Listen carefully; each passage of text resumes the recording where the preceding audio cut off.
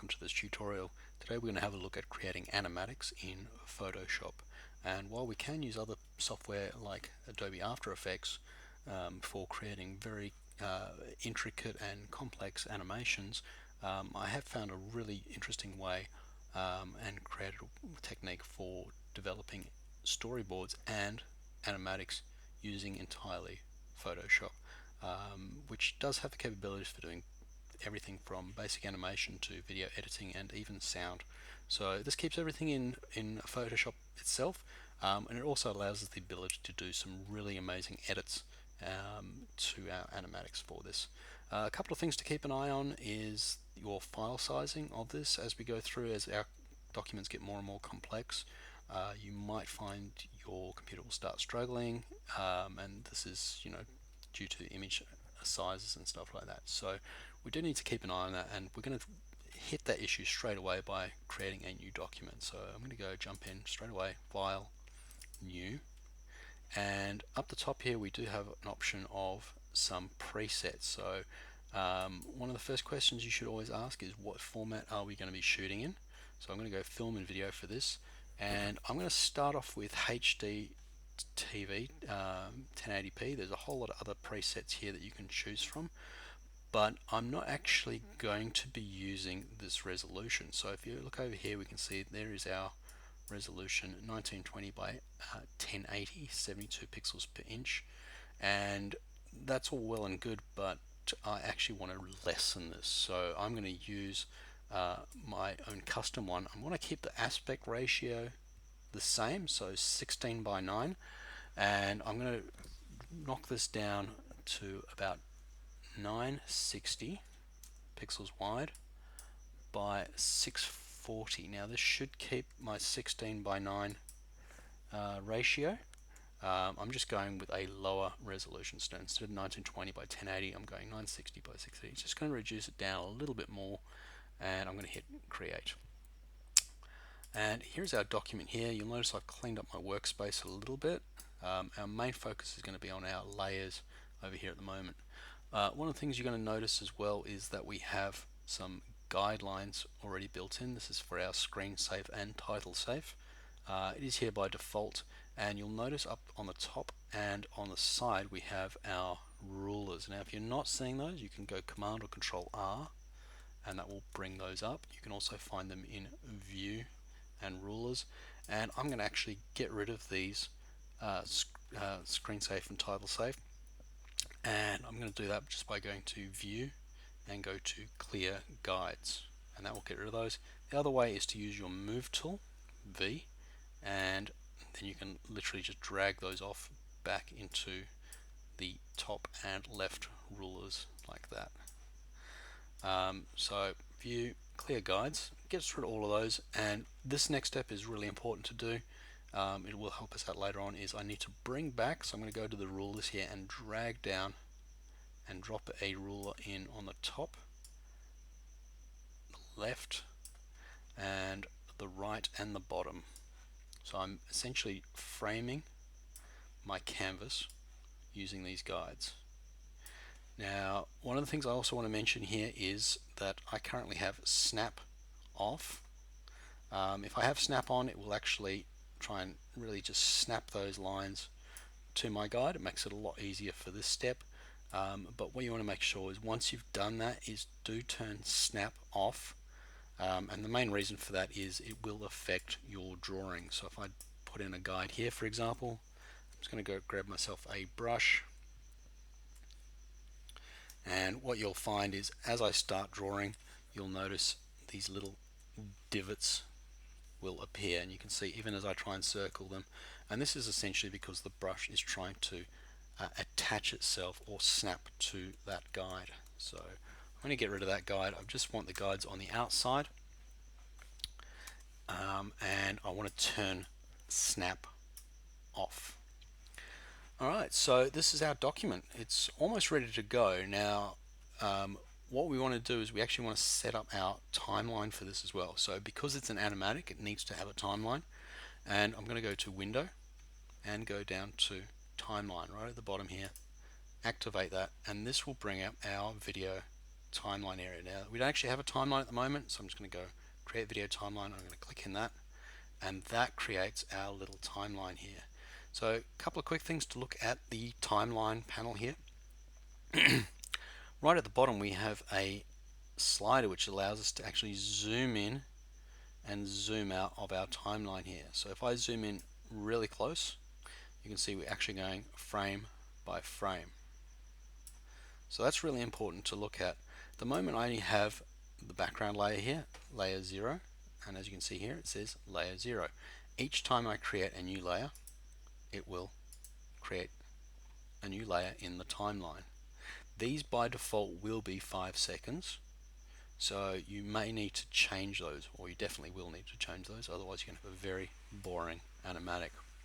Also, please note here on it, when we scrub our timeline across here, if I create a new layer, it will create from where that is. So important one just to keep an eye on as well. I'm going to delete those layers now, and let's have a look at a few other things. We've got a play button here. We do have some other options here. We've also got our frame rate down the bottom right here. Over here we have our timer, and if we double click on that, we can actually choose to go to a particular time. So over here on the far right, this is our frames, next is our seconds, next is our minutes, and then finally our hours. Now our frame rate's 30 frames per second, so for every second there are going to be 30 individual frames. This can be a little bit heavy. This is based on whichever format you initially chose, so HDTV 1080p. I'm going to drop this down, so I'm going to go to this little icon here, I'm going to click on that, and I'm going to go all the way down to set timeline frame rate, and this will bring up this panel here. I'm using multiple screens, so it's occasionally popping up on the wrong screen, and you can see here's the frame rate there. I'm going to do the drop down here, and I'm going to drop this really low. I'm going to take this all the way down to about 10 frames per second. Now, the only reason I'm really doing this is I am trying to save memory. So when this ends up processing, I'm not looking for something really high end. It's merely something to get the timing and the framing right for the shots. So 10 frames per second is going to be a lot easier to render than 30 frames per second. If need be, I can do it at 30 frames per second, but it's just a little caution. So let me hit OK. And there it is there. So it's still going to be 5 seconds, except there's only 10 frames for every second. Alright, next thing I'm going to do is I'm actually going to start importing in my my actual storyboards. And as I start doing that, I'm going to start putting them as individual layers, and each storyboard is going to be an individual shot. So here's my timeline here. There's nothing in that, and I'm going to start building that straight away. So let me just jump out of this, and I'm going to access my storyboards here. Let's jump into my Finder, and on my desktop I have my storyboards for animatic, and I've got 2 of them here. I'm going to open them both with Photoshop. I'll give them a few seconds to open.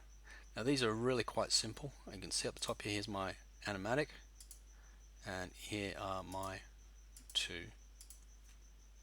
storyboards. Now this is only this is actually only 3 shots, but these shots are quite complex, so I've had to do them in multiple frames to try and get the idea across. So let's have a quick look at these just to get an idea of what's happening. As you can see, they're very simply drawn. We've got some basic description of the action here. Scene 1, shot 1A, 1B, 1C, 1D. You can use your own conventions for this. But let's have a quick look at what's happening in the shot so we can get an idea of the elements that we need. So start off, we're in outer space, we crane down through the stars, we reveal a beacon with a flashing light, great, and then we slowly start dollying out. As we go to the next part, we reveal a astronaut with a tether heading towards the beacon. We keep dollying out, and a spaceship starts appearing as we get further and further away, and then finally the full reveal of the ship, the little astronaut down the bottom, and our little satellite or beacon that has got a little flashing light, needs replacing. It's damaged. And next one, we cut to the interior of, or command center inside the spaceship. We do a slow dolly in to the astronaut at the helm there. And then once we get to a close-up, he lifts up a drink or food item that has to be drunk through a straw and has a sip. And we hold on there for a few moments. We then cut to, or we might even do a crossfade to a airlock door with a little window in it, and it's got a little open close gauge on there. And as we start dollying in through there, we get closer to the window, and as we pass through the window, we see the interior of that room, and it's got a big claw that moves and is about to drop a new satellite into space. The little hatch opens, claws release, and the satellite drops down. So that's kind of the intended shots there. Essentially 3 shots this could be all done in, but multiple actions. So got about 8 frames for that. Now what I do need to do is get these shots into my animatic. So a couple of ways we can do this to try and save a bit of time on this is, rather than clicking back and forth up the top here, what I can do is rip off that board there. I'm going to reattach that. The other way to do this is to go to Window and go to Arrange, and you can actually choose to have stuff like 2 up vertical, which is actually not a bad one to do. And this allows us to see 2 shots at a time. So here's my shots here. I'm going to go into this one here. I'm going to zoom out, Control minus, and I'm going to grab these shots here. I just want the elements, and what I actually want to do is, this is all one scene, so I'm going to just do this all as one big long shot, and I'm just going to grab one of these as a reference one. I'm probably just going to use this one here as a reference, kind of the one that shows a bit of everything in this. So what I'm going to do is grab my marquee selection tool, rectangular marquee selection tool, shortcut is M, and I'm just going to draw a rectangle, or grab a rectangle around that layer. Now there it is there. I'm going to go Command C, and then I'm going to click into this panel here and go Command V, and that will paste it into that document. So there it is there. It's quite big in comparison because this was created in a larger format, so I will need to transform that down. But while I'm doing that, I'm going to jump back into the next shots here, and let's move that one across, and I'm going to do the same process. So I'm going to grab my marquee selection tool, M, and clicking on there, I'm just going to drag across that shot, Command C, click back in here, Command V, let's jump back in here, and I'm actually going to just continue doing that. So I'm going to drag that across, or I could recreate it, Command C, back in here, Command V, and continue through. So I just want to get all my shots in there. This is actually, realistically, this is probably actually only 3 shots, so these are essentially going to act as placeholders, but I might do these just as individuals, and we can always sort of cut them together just to give you an idea. Copy, paste. Alright, so once that's done, I'm actually going to turn these off. I know what's going on, so let's turn those off. So as we can see, we've got all of our shots now in our animatic here, or the starting of our animatic, and here they all are all in layers. Now they're all quite big. I'm going to zoom out again, Control minus, and I'm going to hit Control T to transform. You can actually see the transformation controls around that layer. Now I need to get all of these shots to fit the canvas area as I want to get them at this point, and if you do happen to bring something in and it's smaller, one of the things you really need to make sure is that it is actually the size of the canvas where these blue lines create that box, or bigger. It can't be smaller. It's going to mess up our image, our animatic. So let's keep that in mind. I'm going to cancel that, and what I'm actually going to do is I am going to grab all of these shots because they are all there, and because I just copied and pasted them, I'm just going to shift select those and Control T, and depending on which version of Photoshop you're using, they might have your link already on between your width and height. I turn mine off because I've been using Photoshop for quite a while and I'm used to the old-fashioned way, but now by default that link is usually on. I'm just going to grab that corner, but you just want to make sure you constrain your proportions like so. Now, looks like the storyboard is a slightly different format to the animatic screen in this process, but we can make it work. I might just stretch out my canvas a little bit like so. So there they are. They should all be in there now. And I'm just going to get rid of any layers that I don't need. So here's all my shots. And they're going shot 1 at the bottom. It's the first one I brought in. Shot 2, shot 3, shot 4, shot 5. And there they are there. And I'd usually recommend renaming these, but at the moment, layer 1, layer 2, because there's nothing else in there at the moment, I'm going to be quite happy with that. Now we need to actually get these all in order because at the moment they're all just stacked on top of each other. So if I run my slider through, there's my 5 seconds. Not really going to work. Now this is actually quite simple to do. Just make sure you get a decent zoom out so you can move these around. And I'm going to go layer 1, I'm going to leave at the bottom. Ignore that for now. And I'm just going to click and drag that and drop it in. Layer 3 behind layer 2, layer 4, and just keep dropping and dragging. And this is why we need to sort of, zoom out, otherwise you're going to end up having to keep shuffle it across. So what I end up having is each shot, as I mentioned before, by default is going to be 5 seconds. And as we scrub across, we can see all those shots start appearing.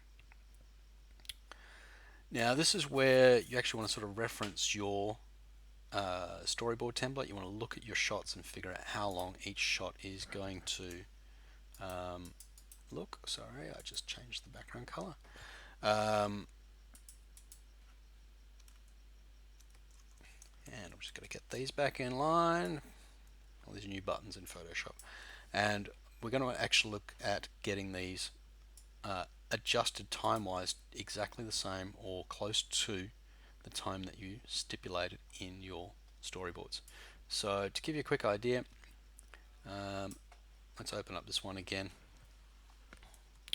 And I've just guesstimated the times here. Shot 1, we start off with the satellite, we crane down, we see the satellite blinking there. About 3 seconds for that, and then another 4 seconds for the astronaut, another 4, 8, 12, so about 15 seconds for that shot. It's quite a long shot, so there's quite a lot going on. So I'm going to say roughly about 15 seconds for that. Now to change the time in your shot, you need to make sure that your scrubber is over that shot, otherwise you won't be able to do it. Is you want to move your cursor to the end of that timeline, and then you should see this little changes from an arrow to the sort of line with 2 arrows, and as you can see there, a little pop-up comes that says end 5 seconds, duration 5 seconds. So this is telling us how long this shot is and where it ends. And as I start dragging it, if you drag up or down, you can see it start increasing or decreasing. So I want to get that to about 15 seconds, which is about there. And you can see that now stretches that out. So it's a very long shot, but it's going to be quite involved, as you'll see when I actually finish creating it. Cut to the next shot. We do a slow pull in of our character there. I think I had that at about 3 seconds. So clicking onto that layer and grab that and start dragging that down. You can see duration there and 3 seconds. It will tell you the end time, so you know how far along from the beginning that you've got. And then it has a sip, and I'm going to make that another 3 seconds. So a lot of this you just sort of have to time out in your head.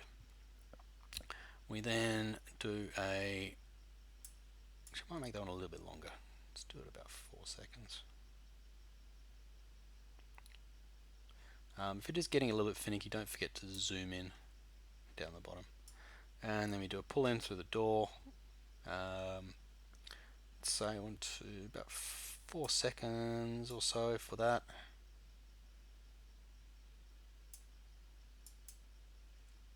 is getting a bit finicky, so zoom in.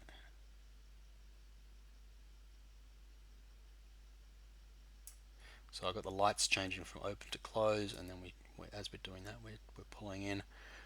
Crane carries the satellite or the beacon and then drops it, let's say, I don't know, 8 seconds. So these are quite long shots. We're doing, it's not like fast dialogue or action. We're just really trying to draw the audience in for this.